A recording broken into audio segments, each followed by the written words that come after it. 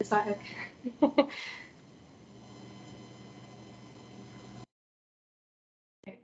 Sorry about that. Sorry? You're here and you're there. I know. I must say, I think that was my laptop that was causing the problem there, so apologies about that. So yes, welcome everyone for joining us this evening for our Wednesday seminar. Our seminar this evening is going to be presented in 3 parts by Isar and Richard and Gus. Richard and Gus are the co-founders of the Ion Heritage platform, which works on preserving intangible culture. And Isar is managing a program in northern Afghanistan. So we're going to be focusing on Syria and Afghanistan this evening. So thank you very much for joining us this evening, and I will hand it over to you. Thank you. Would you like? Yeah. Thank you.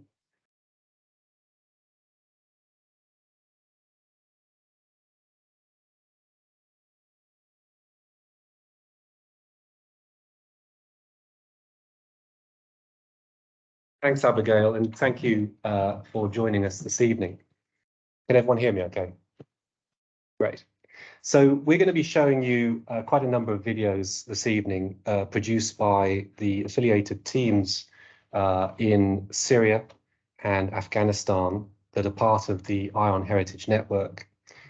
And before we begin, I'm just going to tell you a bit about the history of our organization. So the organization really came out of a conversation I had with Augustus about 4 years ago.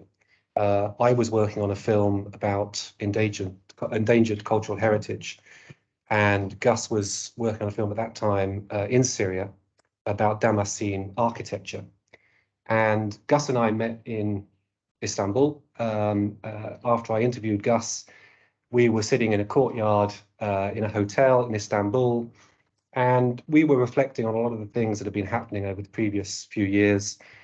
Cultural destruction under ISIS and other terrible cultural destruction taking place across the Middle East. And we thought that there was an opportunity to use film, video, sound, recording to protect a lot of endangered cultural heritage, particularly intangible cultural heritage. That's music, poetry, storytelling. And we felt it was important, given the way in which heritage had been impacted by groups like ISIS.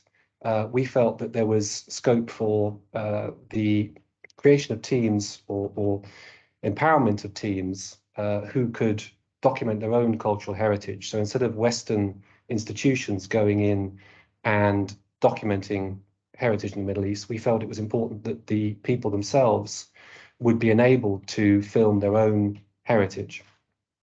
So the Ion Heritage platform was born, and one of the strengths we feel in this platform is that there's really complete autonomy among our teams. We don't get involved ourselves. We are very much hands-off. What we provide is the platform for them to reach a wider audience, and we also help with logistical issues such as buildings, equipment, and we also help them reach wide audiences through social media, particularly Facebook. So the films that we've created have been viewed by millions of people on Facebook in Syria and Iraq.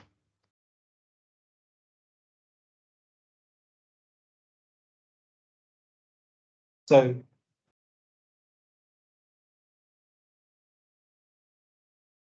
this is just one example of the kind of video that's being created in Syria. We started in 2019 with the first heritage house, which was set up in a town called Urfa, which is just over the border in Turkey, but it's occupied primarily by refugees from the Syrian province of Deir ez-Zor.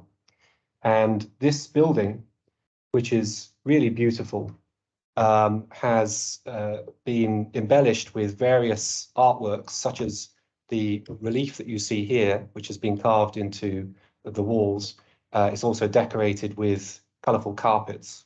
I'm just going to play you a short video of this particular relief artwork being created.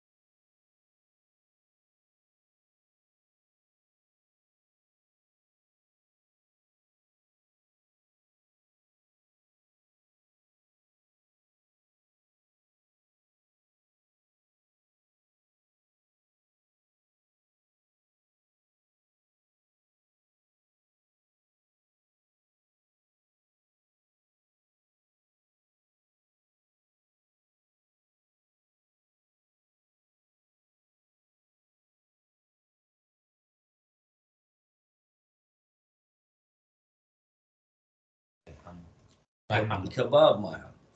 لا الكباب والله انا مو شوف مشان شوف الكباب. قاعد طلعنا بالبيت مشان الثلاثة كمان.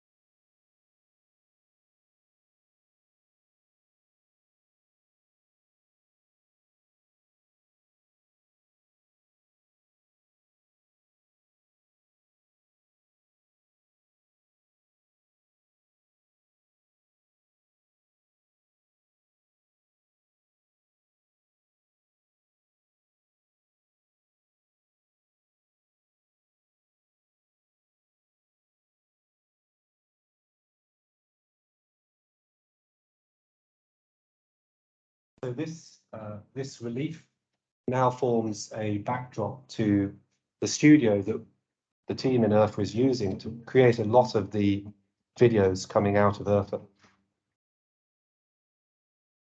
Was gone a little bit. I Okay. affected it, sorry.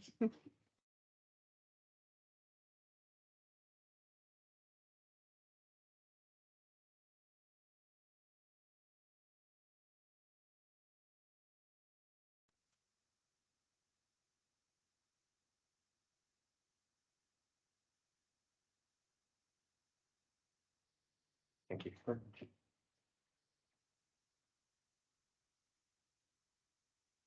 So I'm just going to pass on to my colleague Gus in a second to talk about how the team that we've worked with in IRFA came about. And we're also going to talk about the second heritage house we've recently set up in Raqqa, which is very symbolic as a location because obviously it was previously the capital of the ISIS caliphate. So Gus, maybe you could talk a bit about how this team came about to begin with. Yes, thank you very much. Hello, everyone. So I guess this is the kind of the genesis story to an extent. Richard and I obviously met in 2018 and actually actively started with the construction of the Heritage House alongside our friends in the region in 2019. But the kind of relationship started a bit earlier. So 2015 deployed into the Middle East as part of a kind of counter ISIL operation. And I think it was through those 6 to 9 months of spending time with these individuals that were actively being persecuted and attacked by ISIS during that time that set the backdrop or the conditions for two things. The kinds of conversations around the importance of not just Islamic, but pre-Islamic civilization within the region. And I think it also tied into another discussion, which was the sense that people from Abu Kamal, Deir ez-Zor, a lot of these towns and villages and cities along the Euphrates River Valley felt as if the voice of conservative Sunnis sandwiched in between ISIS combatants, Iranian combatants and all others felt as if they didn't really have a voice that was really gaining any kind of traction within the Western community.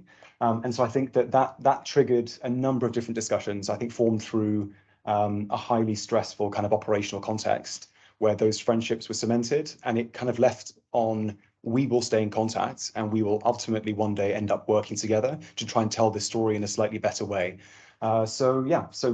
Friendships going back 7 years now. The guys that you see here in this photo are actually live on this call with us, so they'll join towards the end to hopefully say hello. But that's just a bit of background in terms of where the relationship started and how they've developed since. Cool. So this this set of images here is just a screenshot from the YouTube channel that the team at IRFA is publishing videos to. So it just gives some idea of the quantity of productions that are coming out. They're uploading videos multiple times a day. And over the past 2 years, they've created an archive of thousands of videos. The videos are a mixture of music, but also music, poetry, storytelling, but also there's a lot that shows daily life, such as farming, fishing, and other forms of agriculture. To begin with, we were finding it quite difficult to show women on these videos and have women involved in the production. But more recently, one of the great developments has been we've been including women in much more proactive ways.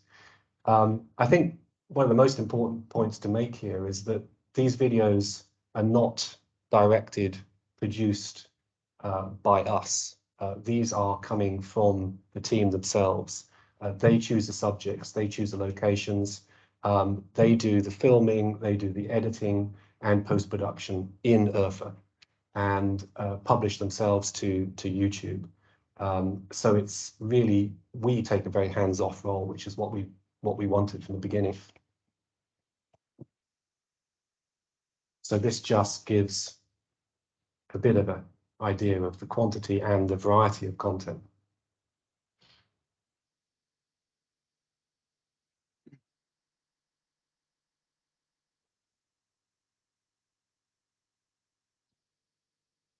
So this now brings us on to the second heritage house in Raqqa. It's quite different from the one in IRFA, and obviously the context is completely different. I'm just going to show a very short video showing the kind of environment. دوار النعيم بتاريخ 27/2/2021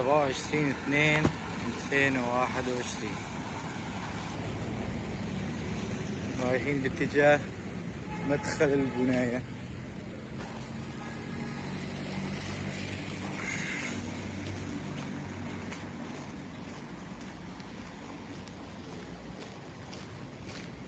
حاليا وصلنا على الدرج رايحين باتجاه المكتب تراث الفرات.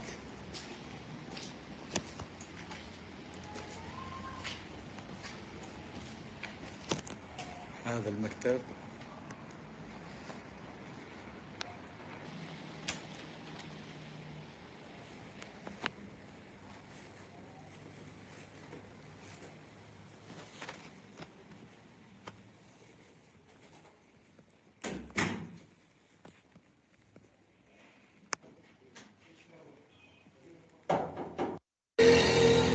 Right.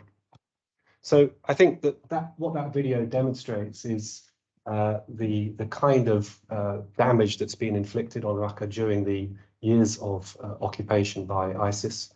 You can see the state of the buildings, state of the architecture, and I think it's really incredible that there's something now taking place in that kind of environment, which is about celebrating culture and history, and it's very humble as a production base, but it's very, very important symbolically. So just before we show some more examples of the videos, we just wanted to make a point that the culture that we're looking at here, particularly in Syria, is not one that reflects modern boundaries, modern borders. This is a pan-Mesopotamian culture.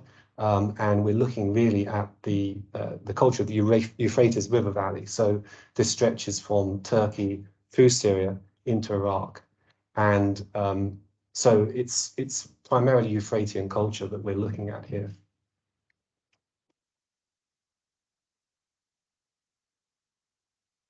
حمدانية مني قصور ما ينفعها أي حلول. حمدانية مني قصور ما ينفعها أي حلول. فارسها يصلي الغيم توصل للعلا هي.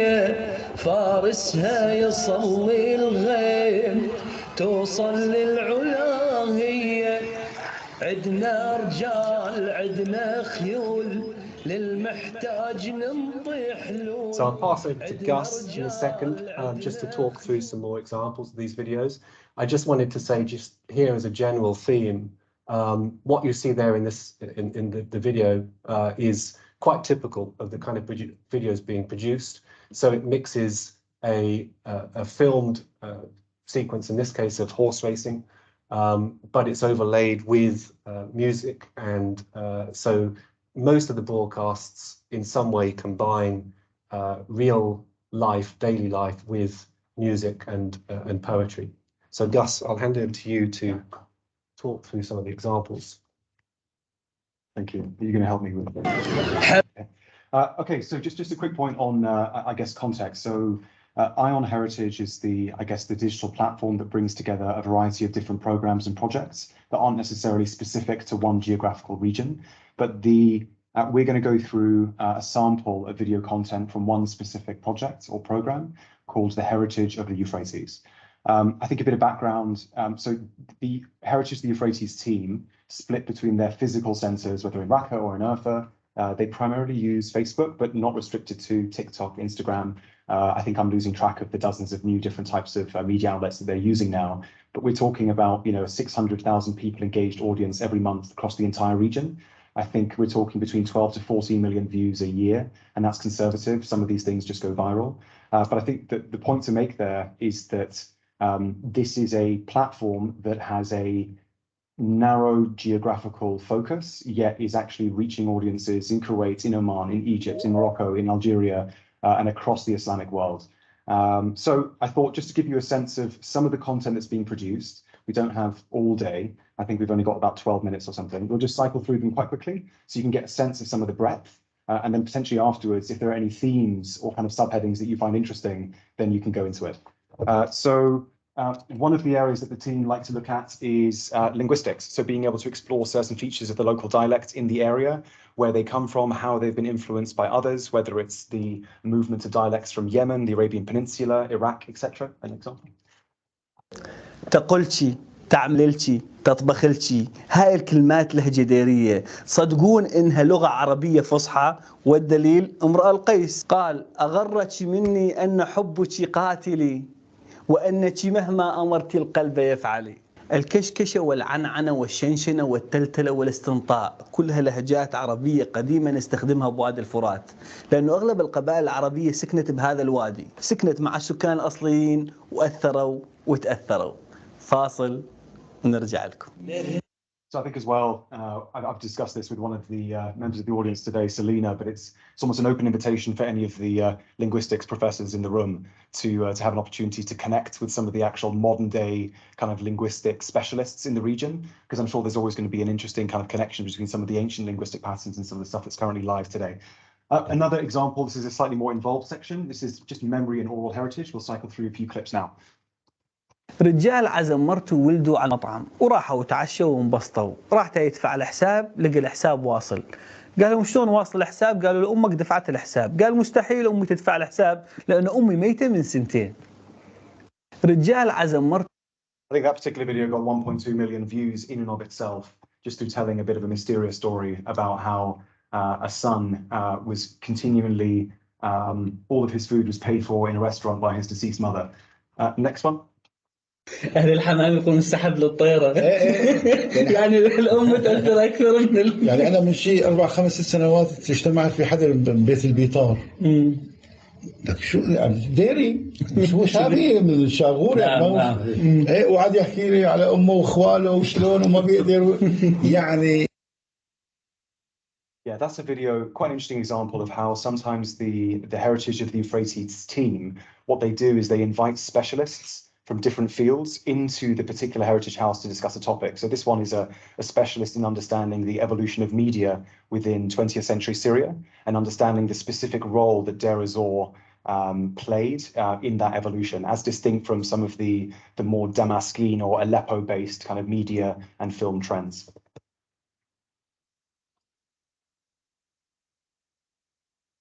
في روايتين كانوا شيابنا احنا نقول او اجدادنا يحكوا لنا اياها من باب العلم بالشيء او من باب انه نعرف شنو البدو اصالتهم.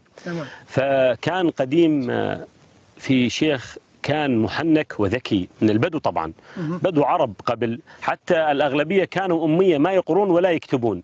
تمام. I would like to go there now. Yeah, just an example of, I guess, a slightly more dramatic kind of scene for a long extended storytelling session. So this particular video actually extended to, I think it was almost 3 hours of conversation. في روايتين. والسنوات الماضية كانت الرقة تسمى عاصمة القصة العربية، صحيح هذا الكلام؟ ايه طبعا. طيب إذا كانت الرقة كانت تسمى عاصمة القصة العربية، أين نحن في هذا الواقع من هذا الاسم؟ هل نحن قريبون من هذا الاسم أم هل نحن بعيدون؟ حاليا لا، بعيدون كل البعد، لكن أنا راح أتكلم عن هذه. More discussion and debate on terminology, linguistics connected to Raqqa city, the origin of terms and expressions. والسنوات هذه تراث لأجدادنا، لازم الإنسان ما يموتها. بيقاموا الناس عاد يعني يقلدون الديريات، يقلدون الديريات، بس لا، هذا الديري مميز. للفرات احنا قرايب، هو وصح ابو نسايب، رفيه يشهد زبون. هذه تراث. And that's an example of a series, Lamat al-Habaib, discussing with women and mothers of the particular region, their particular interpretations of what heritage means for them, both from a mother's perspective and from a young lady's perspective. You'll see a few clips here that belong to the same grouping. الكسرة جنة. ايوه جنة سوريا كلها جنة. زراعة الرقة كثيرة، احنا عندنا زراعة كثيرة يعني هين. مثلا اقعد بس 6 الصبحيات، عندي دواب مثلا احط لهم علف. عندي دواب زاد. ايه عندي دجاجات، دجاج وبط. 8 9 الصبح يكونون مخلصين. يكونوا مخلصين الخضرة حوشان. عشان خالاتنا امهاتنا شلون كانوا يرفعوا عن السمنة. انعجة يحطون أيوة. انعجة يحطون بيها طحين، يحطون بيها خاثر ما شنو، ويحكون ينظفونه من الشعر بعجينة، يحطون ينظفون ويحكون وينظفون، يحطون بيده بس شوي يحطون بيها. And then on to another component, which I think features consistently across almost all the programs that the team come up with, but worth a small mini standalone feature here.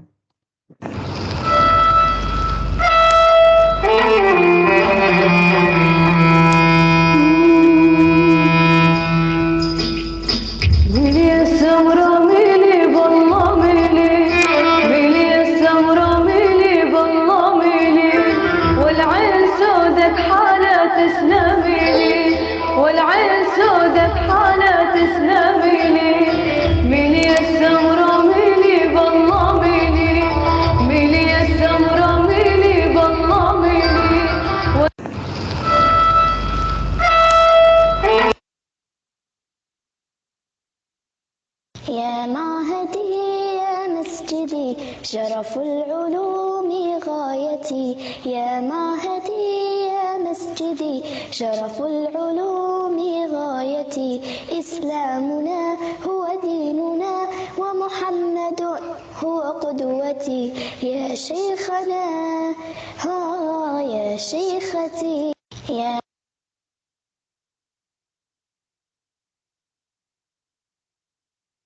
حذر على الصافي وانشاد ما بوجد احول ولا سيك بدايه.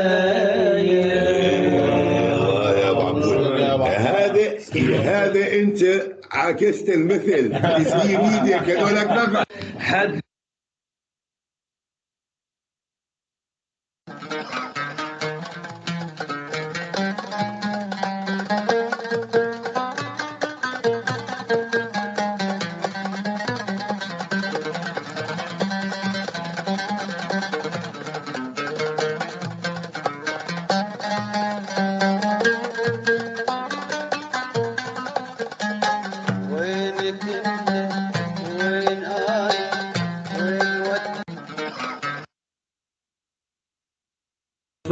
الخليل الخليل الله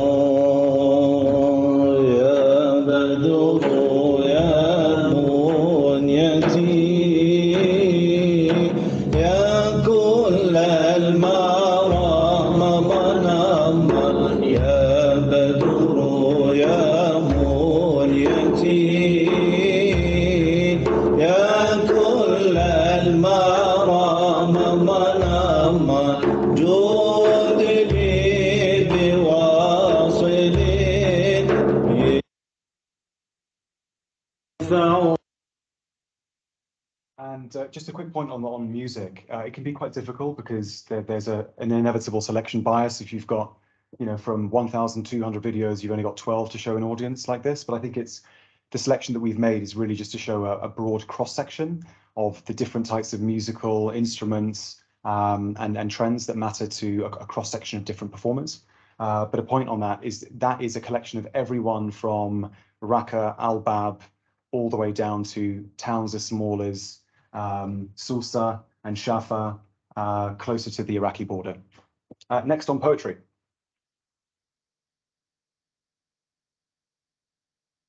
وانا نيراني لهيبه وخفت ارقد وتحترق تحت الوساده والسماعه لامستني يوم لمستها عجيبه صدري هلهل شنها حطت لي قلاده طالعتني بشك وبحيره مريبه بعين تسبي والله بادتني اباده قالت لي دواك ما اقدر وانا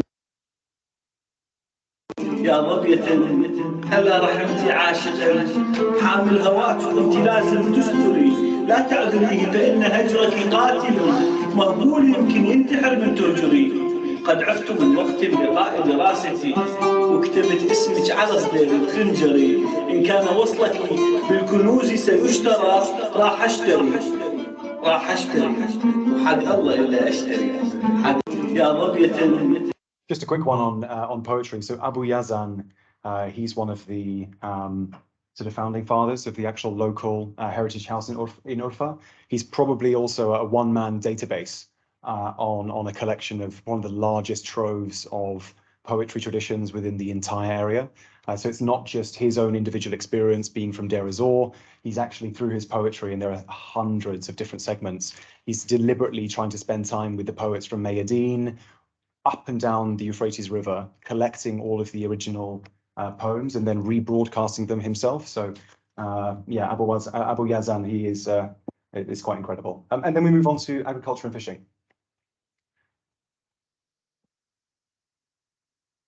بيقولك اياها ب 1000 1200 يعني لازم يربح له 100 200 ليره لا بده يربح قد ما ياخذ مننا السمك بده يربح قدنا نحن طبعا هاي تجاره بالنهايه هي التجاره ما بصير تجاره يجب ان يكون طيب انا شايف هاي السمكه هذا السمك انا شفت منه حجم اكبر من هيك اكبر هذا الكرب هذا سمك الكرب هذا الكرب صغيره ايوه هذا كمان يكبر مو عم ابو حماد السمك هذا السمك يكبر كمان الى احجام كبيره جدا بيقولك يبدأ حواشي القطن من 1/9 حسب حسب الانتاج البيو يعني من 1/9 لاخر 1/12 مثلا. اذا القطن انتاجه كويس يتاخر، ما صار يعني الموسم كويس يتاخر الحواشي. بالنسبه لحواشي القطن شاويش الورشه، طبعا هذا شاويش العمال هو المسؤول عن العاملات، يتعاقد مع قبل العمال، يتعاقد مع ناس مثلا، مع عاملات، مع عدد من العمال مثلا.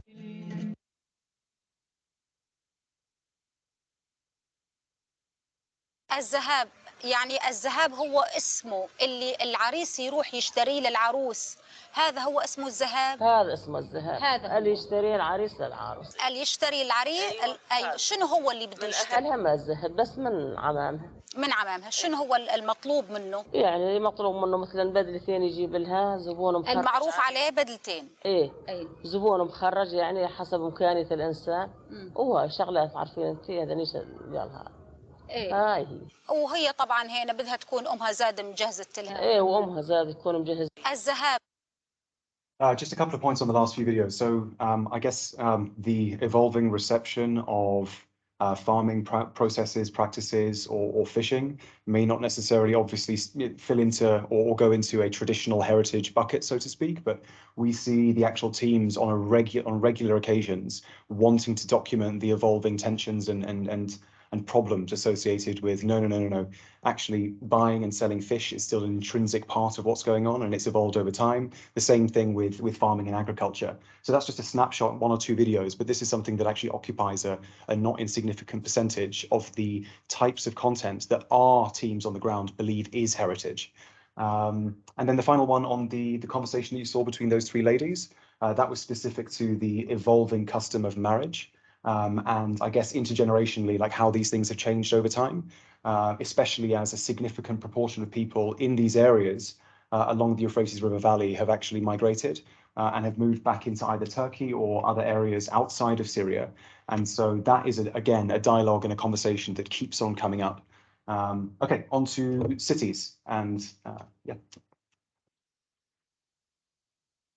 منين جتنا الكلمة هاي نحن هنا هالرجل؟ هي موروثة من أولي، يعني من فتحت عيوننا على الضوء ونعرف إنه إذا واحد يزعل من الثاني يقول له ليه زعلان مني؟ يقول والله سمعت شيء، يقول هذا شيء لي إذا زعلتك أو سمعت مني شيء أو حكيت شيء. طب حضرت شي مرة موقف أنت مثلا واحد قام يتهم حدا وقال له خيو هذا شيء لي؟ إيه شفت نوبي واحد قال له وين يا واد شنت ورحت وجيت، قال له هذا شيء لي إذا سمعت هذا يعني. شي مرة حدا قال لك على شغلة أو اتهمك تهمة أو على طول هاي نستعمل وتقول له هذا شيء لي تعال هذا شيء لي شيلك عندي تعال نقعد على الحق. مالي عندك شيء. إذا لك عندي تعال. شكرا لك عمو. أهلا وسهلا. منين جتنا ليش قال رقتين ما هي رقة واحدة؟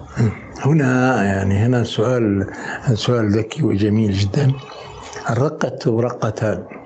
أيوة. يعني بالمعنى المجازي كي نقول الرقة البيضاء والرقة السمراء، الرقة الحمراء والرقة السوداء إلى آخره. هذه الرقاق، يعني الرقاق كانت كثيرة في الرقة، لأنه معنى الرقة، كلمة معنى الرقة هي كل أرض على جانب على شاطئ النهر يفيض عليها الماء ثم ينحسر فتتشكل مجموعة من الرقاق. رقاق هذه التشققات في الأرض. يعني على ما سمعت مفعمة بالحياة، سينما، رياضة مسرح موسيقى، ثقافة عالية جدا، يعني بها ناس أدباء وأطباء وضباط عسكريين ومحامين، وفيها كل الشرائح المثقفة الاجتماعية المثقفة. أيضا كانت العادات الفلوجة يعني. Just a couple of points on the last 3 videos. So the first 2 were from Raqqa, from operating from the actual Raqqa Heritage House. I think between 2014 and 2017, there was obviously an existential event in terms of Raqqa itself, Raqqawi customs and culture being relatively close to extermination, at least as it was assessed by locals at the time. So you've seen an outpouring of people who are actually going onto the streets, interviewing people, trying to create a document of what's the local expression that's used to respond to this thing. 5 years ago, that would have been taken for granted. Sorry, 10, 15 years ago, maybe taken for granted. But now these interviewers are actively going around trying to find those people that have these unique ways of being able to express, respond to certain questions. The second one was somebody who was talking about the terminological basis for the name Raqqa itself. Again, a historian that was invited to the Heritage House in Raqqa to provide his story. So I think that you've seen a reaction to that moment of, well, we're actually back now. We have a chance to actually do this, but we came this close to it all being over. And then the final one on cities is that it goes back to Richard's first point around the connection between Syria and Iraq with a river that flows between the two. So it's often that we have guests from Karabala in Anbar province or from Fallujah who come and actually travel to a place like Urfa and talk about commonalities between the two, whether it's poetry orientated, musical, cinema, media. And so it's a really, really, I think, brilliant thing to have that physical home where people from Iraq actually want to travel to or dial into to tell their own story about the commonalities of that, what Richard described as Euphratean heritage. On to cuisine.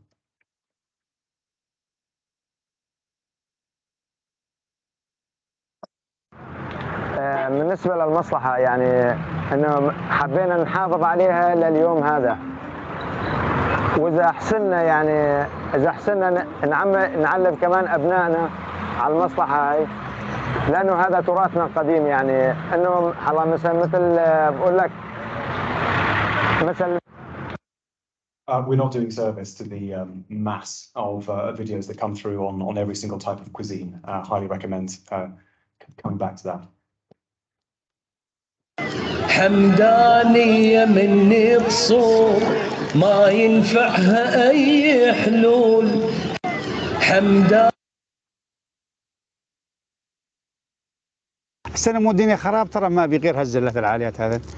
هاي أضبط شيلوه، واحنا لما نكون غادي بالشتاء طبعا نقدم له علف. العلف ما بيبعد العلف يصير حليبه كثير، يصير حليبه دسم زياده، يصير كذا هذا. بس هي البيئه المناسبه له، لما الله عمر كانت الدنيا عمار يصير به خير الله بهالسعر هذا، هي بيئته المناسبه له. طبعا احنا هالكلمتين نرد نقولهن. السنه مو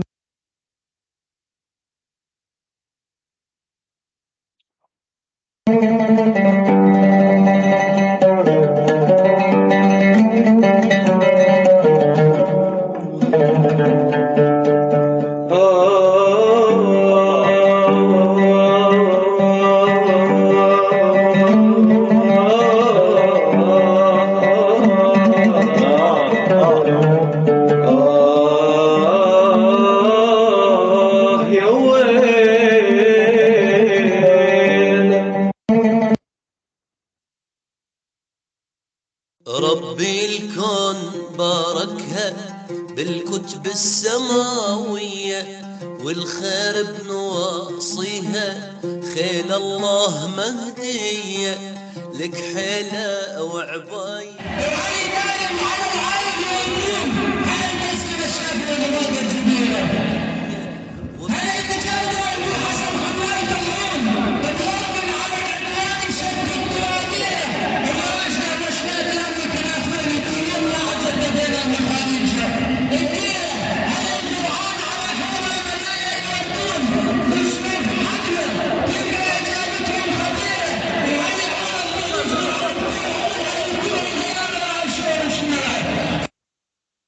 So on that, quite an interesting, I think, evolution. I think it's probably the first time in history that some of the most famous, I guess, horse racing events in Deir ez-Zor have been captured by a drone. But I think it's also a good example of how artists within the area are themselves innovating.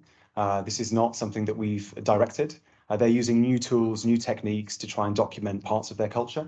I think it's been quite interesting to see how drones have become a part of that story, and we expect it will probably continue. I think I'm going to pass over to Richard to discuss collaboration with Selina and the Enheduanna Society. Thank you. Thanks, Gus. So just the last two videos to show you from Syria before I pass on to Isar to talk about Afghanistan. I just wanted to mention a recent collaboration with the Enheduanna Society.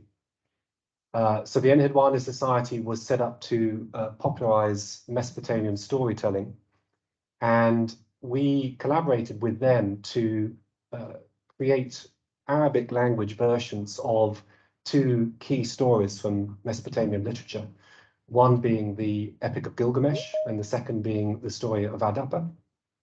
And so by creating Arabic translations and sharing them with our network in Syria and Iraq through Facebook, we were able to get an amazing quantity and diversity of responses from our audiences, our local audiences in Iraq and Syria. And for many of them, they had heard these stories before, but they hadn't been able to access them in their entirety in their own language. So it was quite a remarkable opportunity to actually connect ancient history and ancient heritage with contemporary audiences. And we had over 400,000 responses on Facebook, people leaving comments almost entirely in Arabic to those videos. And this is just to show you an example of one of the programs produced in the Heritage House in Urfa, which was published on Facebook. تروي الأسطورة قصة أدبة لكن بخطأ من آية ومن طاعة عمياء من أدبة، مما أدى إلى فقد الإنسان الحياة الخالدة. وقد ذكر في الأسطورة بأن أدب الأمر الذي جعله يلعن الريح.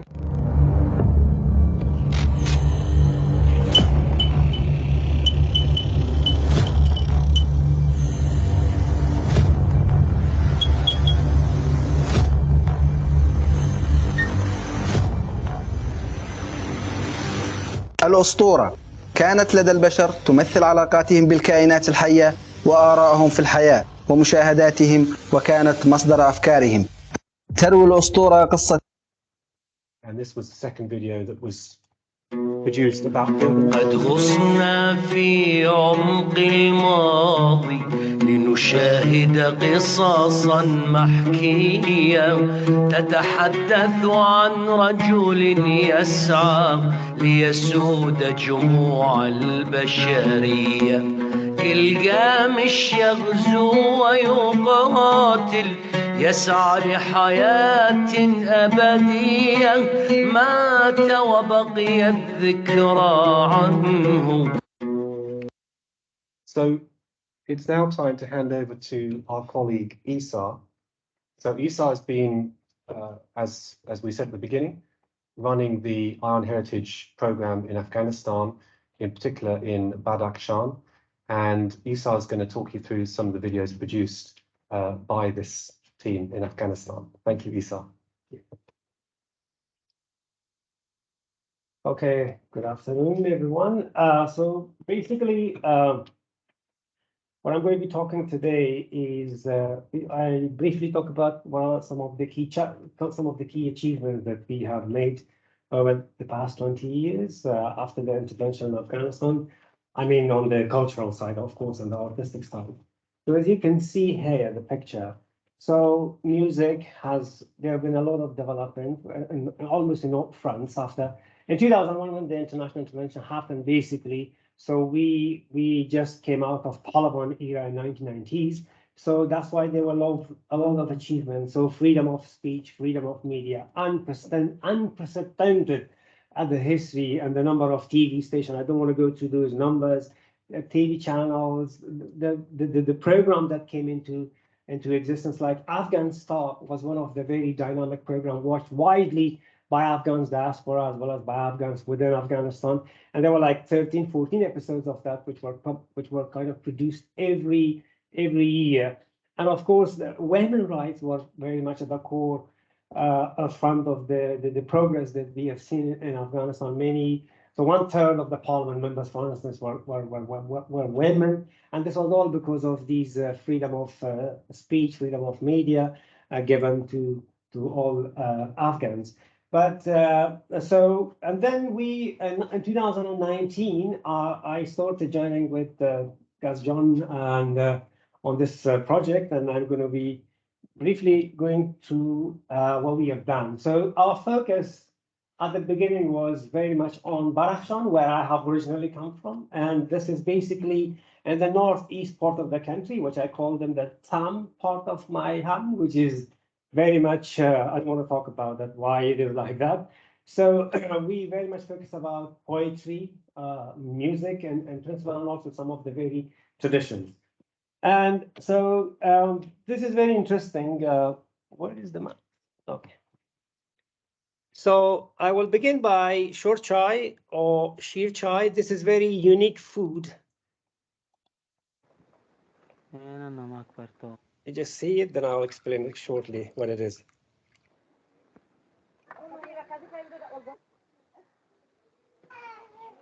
بدخشان. بسم الله الرحمن الرحیم. امروز ما یک برنامه داریم معرفی شیرچای است. شیرچای یکی از غذاهای محلی مردم بدخشان است که بسیار از سالهای سالی مردم شیرچای جور میکنن و از استفاده میکنن من حیث یک غذا.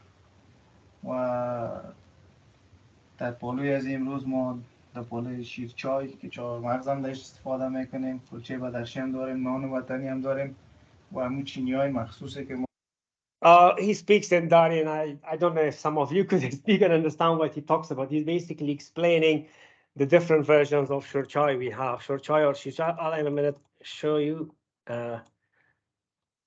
in the rural part.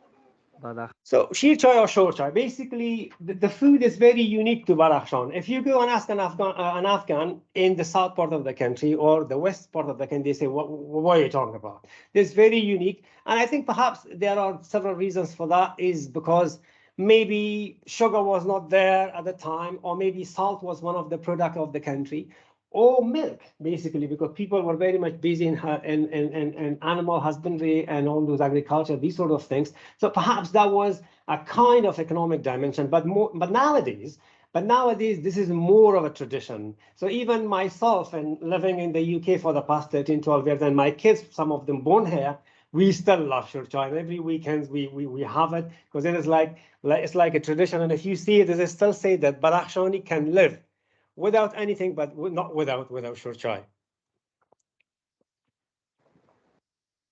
How can I go to the next slide? Yes.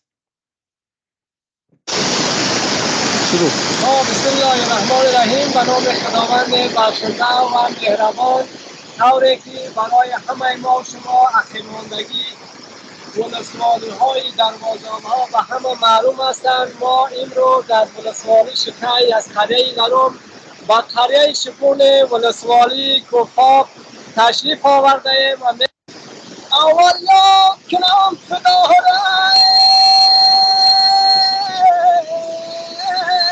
So that's just the bit I want to talk about. That's called falak. Falak, those of you who speak Arabic know, means the sky. So what it means basically, like people a long time ago were kind of talking to their God, because the society or that corner of the country in Afghanistan was very much isolated from the rest part of the country because of the rough terrain and these sort of things. And so people would send their children to the capital, to the urban area, just to get jobs and send them, helping them, or these sort of things. And that's why they would keep singing this song, so that they would say, where is my son? And I just, oh my gosh, all these trouble, when will he come back? So it's all of the stories of the pen, and their son will never come back due to serving the military or doing so many, or maybe losing life in the very rough terrain, these sort of things. And interestingly, falak is only sung, it's without music, and it is sung in certain parts of Afghanistan and also current Tajikistan, which is in the very north part of Afghanistan. So you can't see falak songs in other parts of Afghanistan. If you go to the south or if you go to the west, perhaps some of them wouldn't understand what falak is. So it's very particular, unique to that kind of territory. And shall I play this, or shall I go to the next one? A little bit of it. 2 more seconds.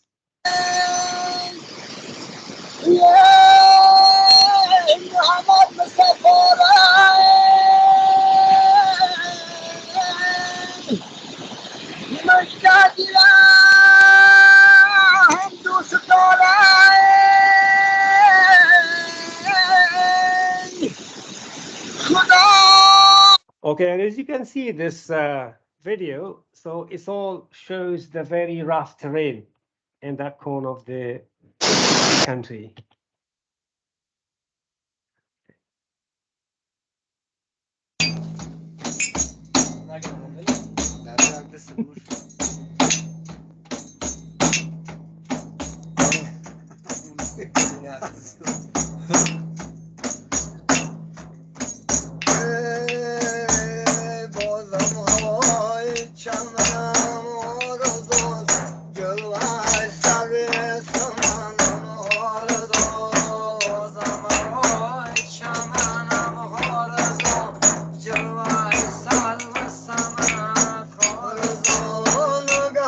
So this song is very traditional to that part of the country, Badakhshan, and as you can see, the musical instruments they're using is the drum, the very locally made drum, and those couple of glasses.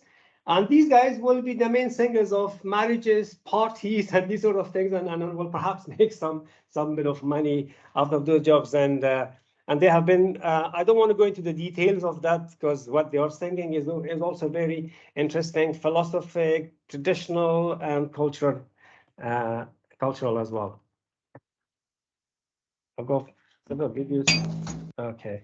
Now this is a poetry. Apologies, my. I learned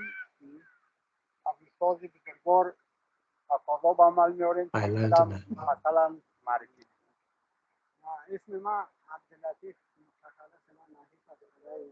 Can you make a line? ما یک پرسشی دارم که عنوان چشم نابیناست. ما اینو میخوام حضور شما قرائت بکنم. عنوان هر مرد که سنجش ندارد، چشم است که بینش ندارد، چون مرده به کوی زندگان است، هر قوم که جنبش ندارد. باز است که مرغ خانه دیوار، هر دارد و پرش ندارد، هر درد به هر رگش نهفته و جرأت نالش ندارد. به عشق حیات آدمیزاد، سمع است که تابش ندارد، باشد چه زمینی. So basically, I don't want to explain this. It is written there, the blind eye. He's talking about the poetry and then the philosophy of the meaning in the poetry and the story of the pain and these sort of things. So the next one, and also you can see the background. So it's very much the very rural part of Badakhshan. So it's called Obagan, the village. And you see that river that's called, I think it is connecting, that's called it's connecting to Amudarya, but I don't know what exactly. That is perhaps one part of the river. Apologies for my poor geography. Okay. شعر در واقع آخرین سنگر طرز فکر کردن یک شاعر است. شاعر با تمام قدرت معنوی تلاش می‌ورزد تا همچون نقاش چیره‌دست تصویر از ظواهر پدیده‌ها را بیرون بکشد و تقدیم جامعه انسانی.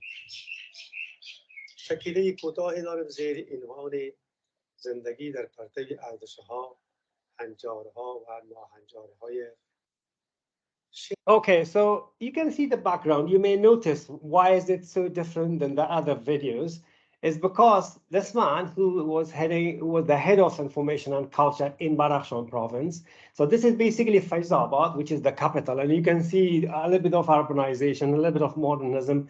And also the poem he shares is very much philosophic. He talks about the beauty of flowers and then how those have faded away when the war came into Afghanistan, and then how all those hopes was kind of cursed with the war. And then, okay.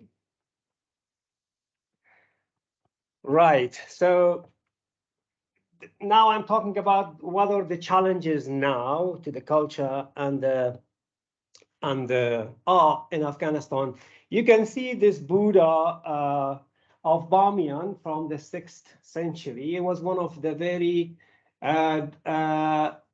touristic kind of attraction for many of the global tourists a long time ago. And it was a very good source of economy for the country as well. But when Taliban took over and in mid-1990s, the first thing they did was they destroyed. And as you can see the picture, the statue on my right-hand side, and you see the Taliban at the bottom of that. And so with the Taliban in power, I know we are very much focused on the cultural dimension of it, but this has been influenced because A, they were against the music. B, they were against the culture, and C, they were against art. And I show you in a minute what is happening right now in Afghanistan. These photos on my left, these are the photos from the Afghan National Institute of Music, which were working for the past 20 years. The very first thing Taliban did, they came there and they kind of broke them, destroyed them, damaged them. And as you can see, these two photos on my right-hand side, this one is that orchestra of children that they were performing. And this is the Amanullah Khan Palace. It's a historical building itself. And this girl on the right-hand side, you can see Afghan Star 11. So this is the 11th episode that the girls were also freely performing. And now no Afghan Star Show, no Afghan National Institute of Music, sadly. And I think more than anything, Taliban were brutal to women. And when you talk about the culture, you talk about women, so it's impossible. So these two photos are from, I call them Taliban 1, and these two photos you can see at the bottom is Taliban 2. Of course, there is much going on about the Taliban, whether have changed or whether have not changed, but what they have changed a little bit. But like they banned TV, and when they were in power in the first term, but still they have restricted women from working, restricted women from studies, and restricted kind of women from all walks of life. And our economy has been losing like 1 million just because of the women losing their jobs. And so, and most of the women either left the country or they are hiding, or particularly those who have been very much active in the cultural and tradition. That's it. 1 second. Yeah.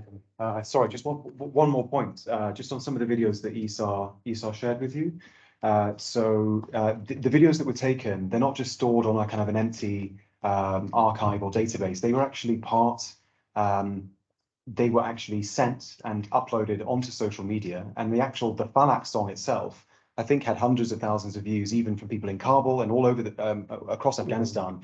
And I think some of these guys, actually, these Badakhshani, became like celebrities almost overnight. Yeah. And it was almost like, one of the first occasions. And that's tried to over 200,000 viewers. Yeah. Yeah. And I think second and final point is that when Isar and I sat down in 2019, the reason why we focused on Badakhshan, we actually said there's a chance, we never know what could happen, but if we don't find a way of actually speaking to these individuals in Badakhshan to actually get the Falak song uploaded and distributed, we may not have a chance again. It wasn't doomsday thinking, it was just there's always a risk. And now, correct me if I'm wrong, Isar, but those 3 men cannot stand on the Oxus River broadcasting the Falak song or variations of it. Yeah. So, yeah. Yeah, sadly, that's very true. I had a discussion with them, with the team that produced those videos. And unfortunately, they said that they can't do it because Taliban have banned music. And particularly if there is some association with the West, then they will create troubles. So we stopped it for a while. Thanks, Isar. And just before we pass on to Urfa, we're going to have hopefully a quick live performance from our team in Urfa with some music. Just before we do that, I just want to make a general point about the videos you've been seeing. Firstly, you will have noticed there's quite a diversity in terms of production. Some of the videos you'll see will be much higher resolution than others. Some of them you'll see different effects and different forms of editing and production. And obviously, with some of the videos, the sound quality is not as good as we would ideally have. I think that this, although in some ways it's obviously a weakness, it's actually a sign of a strength in this project, in this initiative, because these are not fully fledged production teams going over, hoovering up content and serving it up to a Western audience. These are teams on the ground, and they have different access to equipment, and they have different ways in which they have to upload these videos. So, in fact, that varying style and varying quality is a sign, I think, of the authenticity of the productions. I think the other challenge we've been facing, as you also have seen, is actually getting these videos translated into English.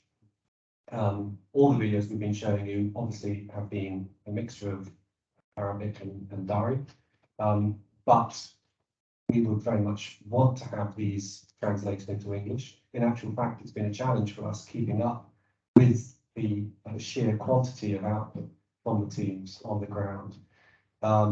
And I think, again, it's a sign that actually our priority with this project has been to reach local audiences. It's a sign of the priority we have on audiences in the countries themselves, rather than catering primarily to a Western audience, which is the norm in these kinds of initiatives. So they're just 2 points maybe we can follow up on in the quick Q&A if you want to ask us any questions about those afterwards. In the meantime, very pleased we've got the team in Eartha lined up to give you a quick musical interlude. Thank you.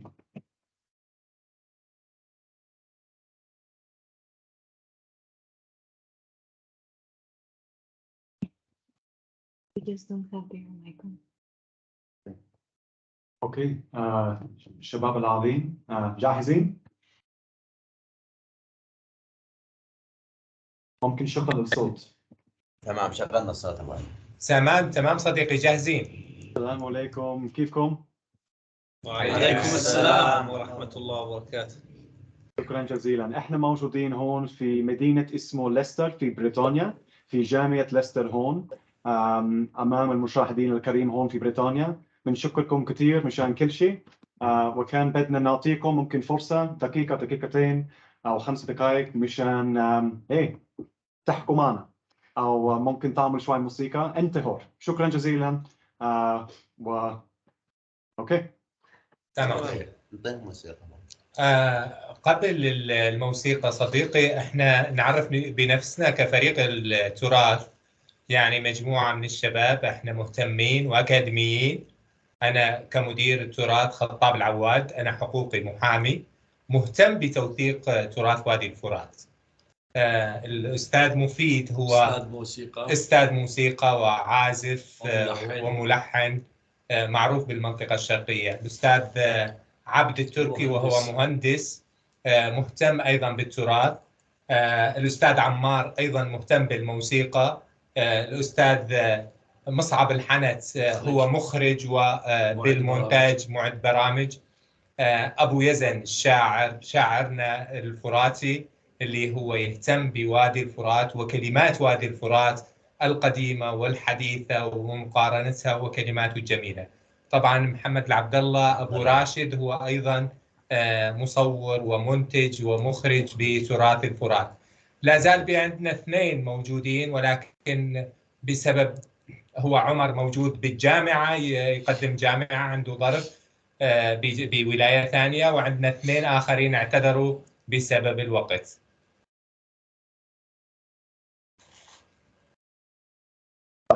So just talking about how introducing all of themselves by individual in terms of background, everyone from Mufid, who's a musician, to Abu Amr Khattab, who is the leader of the particular office, Abu Yazan, but also mentioning the fact that there are also people not present today who would have loved to have got through. Unfortunately, it was a bit last minute trying to get everyone down into the office in time for it today. Okay, shukran jazilan. Abu Amr. طيب نسمع. أيوة صديقي، الآن ممكن نسمع من الأستاذ مفيد وأبو يزن بعض الشعر والموسيقى للمشاهدين والمتابعين في بريطانيا. Abu Amr Khattab would like to present Mufid, the musician, and Abu Yazan, the poet, to provide a small mini performance for the audience here today, being live broadcasted from the Syrian Turkish border. اللغة الإنجليزية هاي اللي فيها 2 محاكاة بالإنجليزي والعربي هي وتأخذ 2. طيب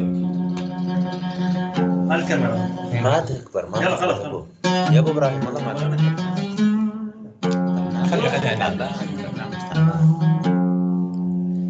فرندي وكافي التسرطسي لولا لي فإني في لفظ قريد مشعل. إذا أنت ما سكرفت في اللفظ عاشقا رمينت حزين الهيرت في every محفل تدارين لفظا in the heart وإنما ثر الأيز in your face see it clearly. سأقضي حياتي فيثفولا للفظها وشانسي سمول فيرلت للتحمل ولفظي بكم very big believe me ودندنه لولي وفيري جويفلي ألفك لفظا في البلد مساره وهيرت يا ماي دارلينج سريع الترنبلي فهوم يا أورفا وهومك لندن وبتوين الديستانس فيري مطولة.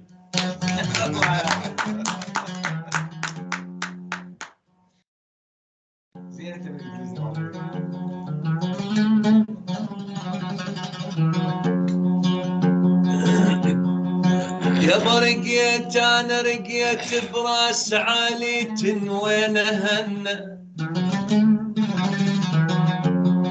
يا با يا با يا با يا برقيت براس عالي وين هنا وادور بالمنازل وين هنا وين هنا يابا وين هنا بالله يا جرف المقابل وين هنا غدوا عني وعنك بعاد سوا قلبي على ابو سيلو والعين يا موليا يما العباية الحمار والحلوة يا ناتية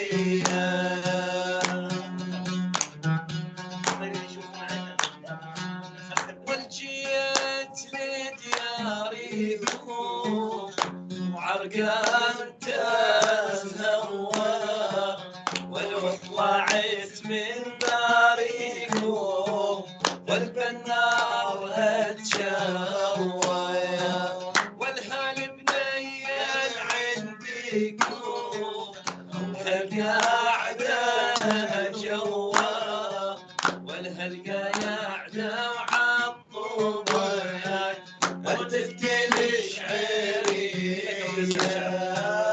وقلبي على فوزينو عيني يا موليا يما العباية الحمار والحلوة يا ديرية تواعدنا وقت الظهر عند مدخل البستان والقاضي يسوي التمر والعنب والرمان قلت لها حلقي يبس يا حلو انا عطشان امشي معاي النهر تعال نسبح بميه قالت بسبح النهر ما يرتوي العطشان وما يطفي جمر القلب الهائم والهان جبت لك جرة لبن بيها الثلج خضران وشربت منها وطفى جمر الشعل بيه وقعدنا جوا السجر ويدي لها وساده وفلت زبون القصب مدته سجاده وعلى الراس ملفع زهر مسويته زواده جابت لي فيها الخبز والزبده ديريه. يا سلام. والهريم تل عندكم والوردة على التالي والعين سودة شحاليا والمنجرة ليالي وجادها بالقابور لا حلالي جفاني والوجادها بالغصوب والمن السور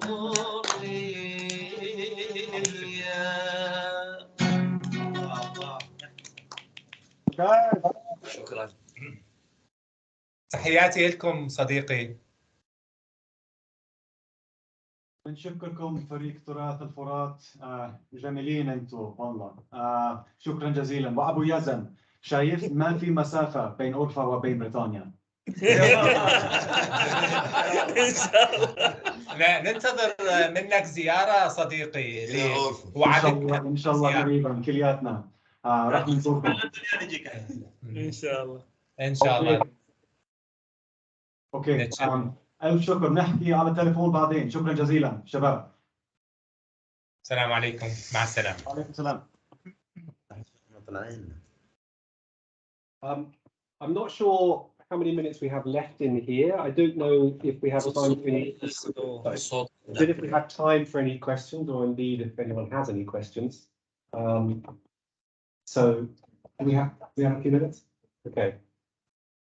Anyone anything interesting?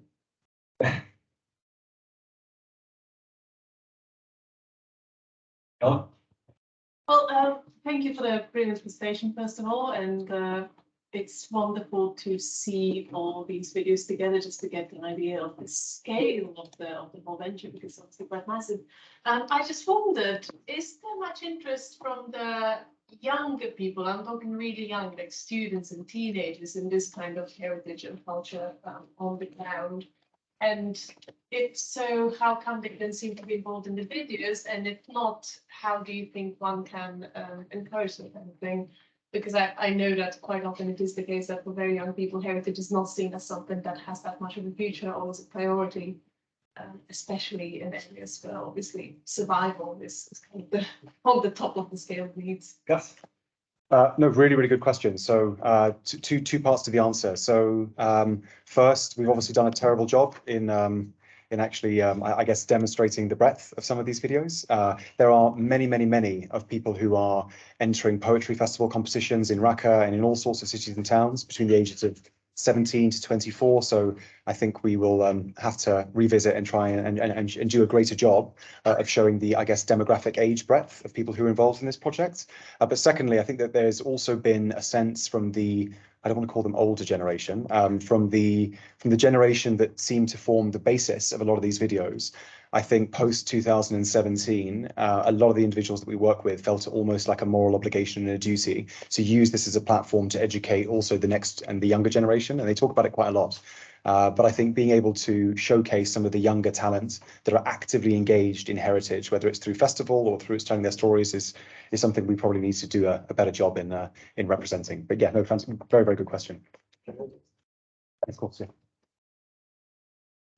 Just on that, Maria, on that question on Afghanistan. So I think the engagement of the younger generation in Afghanistan over the past 20 years was huge, massively. I know in those videos, and some of them, you see a few younger generation faces down there. But if I talk about the Afghan Star, that was like a storm of those change in music, change in the engagement of the younger generation. Tens of thousands of the people would go, the younger generation would come and would like to be kind of one of the contestants in the program. But as you know, there's always a pros and cons in everything. So the liberalization that we experienced in Afghanistan in the past 20 years also had this downside as well, because there have been a lot of tendency towards moving toward this technology. And I was talking to guests that we should document things like this with initiative such as on heritage, because there are a number of games that were played in my time in 1980s. And when I went down in Afghanistan in 2000, I don't see those games. And even my younger siblings, when I asked them what happened to those games, they say, we are not playing those, we are busy with the video game and those sort of things. So, but yeah, that's my answer. Thank you. Anyone else? Serena. Yeah, on a similar note, could you tell us a bit more about how women came to be involved? You mentioned that was a different process. Yeah. I guess in short, completely organically. So there was no direction. It was just a case of the people that you just saw live in that room. It started off with them actually inviting their own family members to take an active lead. But Lamat al-Habayib, that particular series led by that female interviewer, is currently in Syria. And so she actually was probably the most important initial lady to really bring this and make it bigger. So she's become a bit of an icon, I think, more than anything, because through the process of interviewing other women, she's almost set a new framework for how others can come in. So she started off being the sole interviewer, and now we have dozens who actually conduct their own interviews within the particular area. But it started off initially organically through the family members of the men that you just saw in that first clip. And then one thing has led to another, and now it's completely out of control in a good way. So yeah. Questions before we finish? Which is your most popular video that's had the most views, and why do you think it is? Oh, you've done it. You've got me.